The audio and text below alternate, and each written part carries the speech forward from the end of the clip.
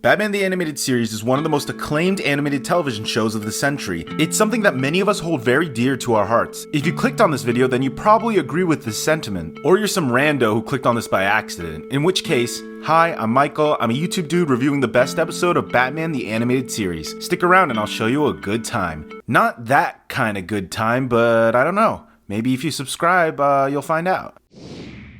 So The Batman just came out. As I write this, I have yet to see it, but before I see it, I want to make a review in celebration by talking about Over the Edge, one of the best episodes of Batman the Animated Series I've ever seen. Let me explain why. See, Batman isn't serialized television, meaning that the plots of each episode are not interconnected, which is why the opening of this episode is pure shock value.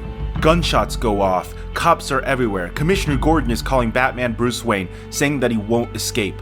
The cops are shooting at Batman not to capture him, but to kill him. Yeah, those aren't rubber bullets. Batman the Animated Series has always been a master of blending adult concepts with children cartoons. Since the target audience is mainly children when the show aired, they can't get away with much, but writer Paul Dini and director Yoshiro Yano managed to encapsulate the dark tragedy of Batman's story in this episode while still keeping it relatively safe for children. It's jarring to see cops so willing to shoot Robin, who's still only a kid and probably younger than everyone watching this video. So it makes the stakes urgent enough for older audiences to appreciate the show time and time again. We see the destruction of the Batmobile, one of the most prized parts of Batman's character, gone in a flash. It's like everything we knew about Batman was being torn apart and immediately hooks you in, as if it's a grand finale for the character or something. I love the way Alfred manages to stop Commissioner Gordon from killing Bruce. Like this old dude just gets past all these cops and manages to take down Gordon without anyone seeing him. Maybe Alfred would make a good Batman. No! Batman and Robin manage to get in the Bat Speedboat, I think that's what it's called, and escape, just as Nightwing comes in to give them an assist. Anyone else not a fan of that mullet? There's very few people that can pull off a mullet, and sorry Dick, but you are not one of them. Once Batman, Robin, and Nightwing are all safe from the cops, Batman relays the tale of how this tragic turn of events came to be to Nightwing. Batman, Batgirl, and Robin are all facing off against the Scarecrow. Seems like a typical day of work for them. Then Scarecrow makes a run for it and Batgirl pursues him. Unfortunately, they're on top of a tall building and Batgirl gets ambushed by Scarecrow, leading to her falling off the edge. The title makes sense now. Anyways, hope she's okay. Batgirl plummets to the floor and bam, hits a police car that just happens to have Commissioner Gordon and Harvey Bullock inside it. Batgirl, in her last dying words, reveals to Gordon that she's Barbara. You know, her daughter. Sorry, did I not mention that?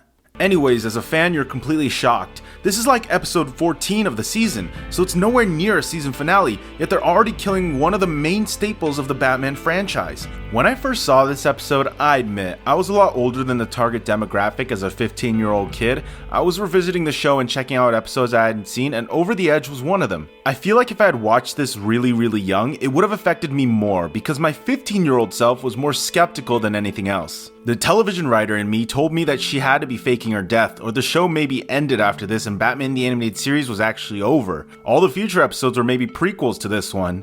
But the important thing is, despite being 15 and the strong masculine man that I am, I definitely shed a tear for Barbara and for Gordon. Gordon was a character I really loved, and I think part of the reason is because he was always the one cop that was never corrupted and had a strong moral compass. He always stood by Batman and trusted everything the man had to say. And the respect was mutual. Batman cared a lot for Gordon, so when he took his daughter under his literal wing to be Batgirl, it killed him inside not to tell Gordon, but he knew the least he could do was make sure she was safe. But as seen here, he failed. The sheer impact of this scene is immense, because the one cop that stood for good in Gotham was suddenly turning against our hero, and for good reason. The trust between these two men are forever broken after years of partnership that cleaned up the many supervillains that littered Gotham's frothy depths. Gordon's look of betrayal and his quiet sorrow almost hurts more than if he was loud and outraged. Knowing that he's always such a composed guy makes it hard to see him finally express emotion out of his control. A feeling that no father should have to go through, losing his daughter, someone he fought to protect as he captured crooks in Gotham. This is the turning point. Gordon has nothing left to lose, and when Bullock points a gun to Batman, for once, Gordon doesn't stop him. Bullock is like Batman's version of J. Jonah Jameson, just a loudmouth asshole who wants to see our Caped Crusader be villainized and put behind bars. Robin saves Batman from Bullock, technically assaulting the cop. This episode moves at a crazy fast pace. We barely have time to breathe as we move immediately to a scene in Wayne Manor. Bruce receives a call from the commissioner, and he already knows everything about the Batman. He knows Bruce's Batman based on a quick search on Barbara's computer, which, not gonna lie, stuff like that should happen all the time. How did Batman get away with this for so long when all it really took was one look at Barbara's computer? It's crazy that they kind of brush over it, but again, there's a big twist at the end of this episode that I think kind of helps this. Anyways, now that we're caught up, after telling Nightwing this story, Nightwing says he's going to get the three of them supplies so they can continue to outrun the cops. Immediately, Nightwing gets caught by the cops on his first venture. He takes a few of them out, but what's really weird is this edit right here.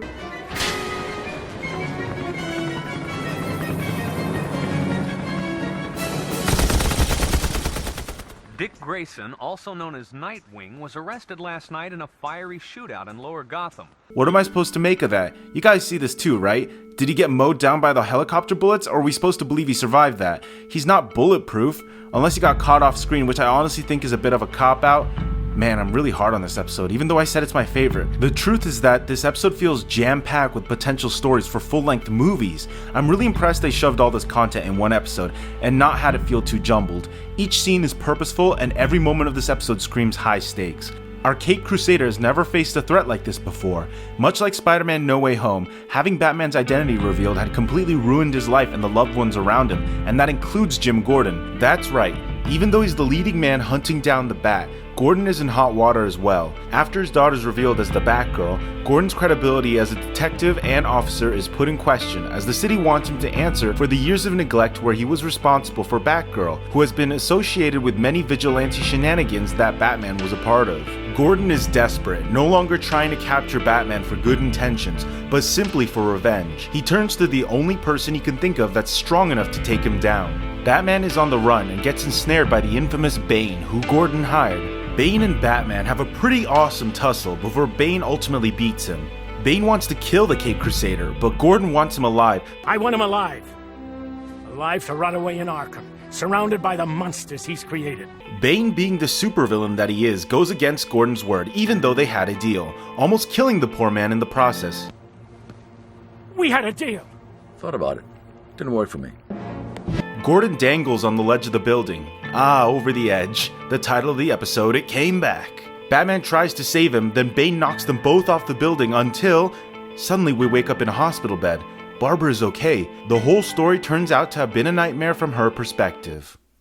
What? Not gonna lie, when this twist first revealed itself to me, I was skeptical. What a cop-out. Not only that, but if Barbara was hallucinating this episode, it's weird that she wasn't even in it for 80% of it. I guess she was watching through the perspective of Batman, but I don't know about you guys, but I've never had a dream where I was in the perspective of anyone other than myself. Anyways, Barbara was gassed by Scarecrow on top of the building and it made her hallucinate herself falling off the edge of the building and dying, leading to the rest of the episode. I really love that Scarecrow's fear gas technology was used in this episode to its fullest potential, giving us an episode that otherwise would never exist, because it's too horrific to imagine. I'm sure everyone watching this was thinking that this was a cop-out ending, but I'm here to argue that it is not. Let me explain why this ending works as well as it does and why it's a big part of why I love this episode as a whole. Barbara is someone that joined Batman as a friend with the strong sense of justice that Batman carries, while still having the sympathetic innocence that Batman had long lost. When Batman took Barbara to work with him, of course it tortured him not to tell his long-standing partner Jim Gordon, but he also understood the risk that Barbara was taking. Barbara herself was an aspiring crime fighter that follows in her dad's footsteps of becoming a commissioner later on, but it left her as a bit of a reckless character willing to risk her life to clean Gotham even if it costs her life, much like someone else we know, Commissioner Gordon. This outcome gives Barbara a new perspective on her choices to be Batgirl, and that night, in the last scene of the episode, Batgirl realizes this cautionary tale needs to be prevented. She tries to tell her father about her secret alter ego, only to be stopped. To her surprise, her father doesn't need to hear her confess anything. He tells her she's a grown woman and doesn't need his approval on anything, and he'll support her in whatever decisions she makes. Barbara chooses not to tell him, having the faith that whatever transpired this episode will never happen, and after hearing what her father told her, to hear her father say he trusts her completely, her love to her dad is the only hope she needs, that the tragedy that happened in her nightmare will never transpire, and Batgirl can live on. At the very least, I hope this nightmare made Batgirl add more security to her computer. Well, here's to survival. Hopefully, we'll be doing this again next New Year's Eve. Hopefully. And now, Joe, if I could get one of your famous cheesesteaks to go, I'll be ready to call it a night. Anything for you. One of these years, I'm going to beat him to the check.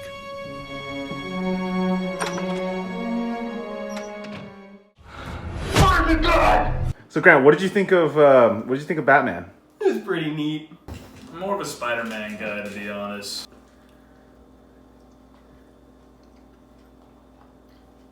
What? What did you think of the Batman movie? Okay. Yes, I'm gonna talk about Batman next. Be sure to hit that subscribe button to keep up with my channel and to see that video. And like this video if you enjoyed it. Thanks, guys.